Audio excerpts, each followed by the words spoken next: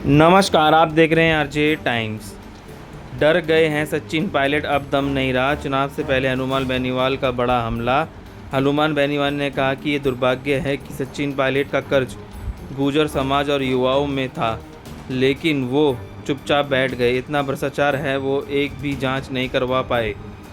राजस्थान में विधानसभा चुनाव इसी साल के अंत में होने हैं। चुनाव की तारीखों का ऐलान जल्दी होना है।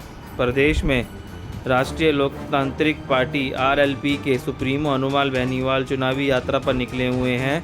संकल्प यात्रा के रथ ने सोमवार रात 11 बजे जोधपुर में प्रवेश किया और डीजे के साथ आगे बढ़ रहा है। हर क्षेत्र में जोरदार स्वागत हो रहा है। जोधपुर के बनाड़ क्षेत्र में क्रेन और जेसीबी लगातार फूल बरसा गए हैं।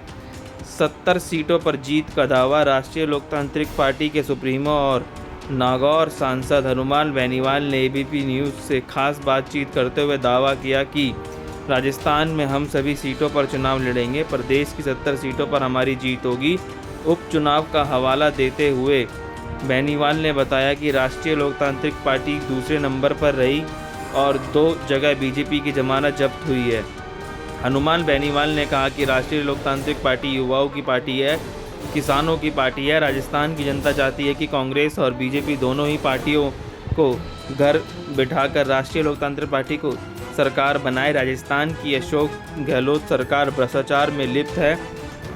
लॉ एंड ऑर्डर की हालत खस्ता है। महिलाओं और बच्चियों के प्रति बढ़ता अपराध, युवाओं के भविष्य से खिलवाड़ हो रहा है। पेपर लीक, हर विभाग में बिना पैसे के काम नहीं होता है। राजस्थान की इतनी बदनामी हो रही है।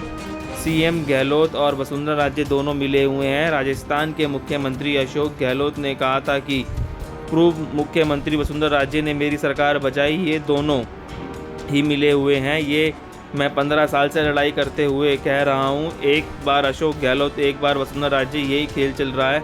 अब इस खेल को हम नहीं चलने देंगे। सचिन पायलट डर गए हैं।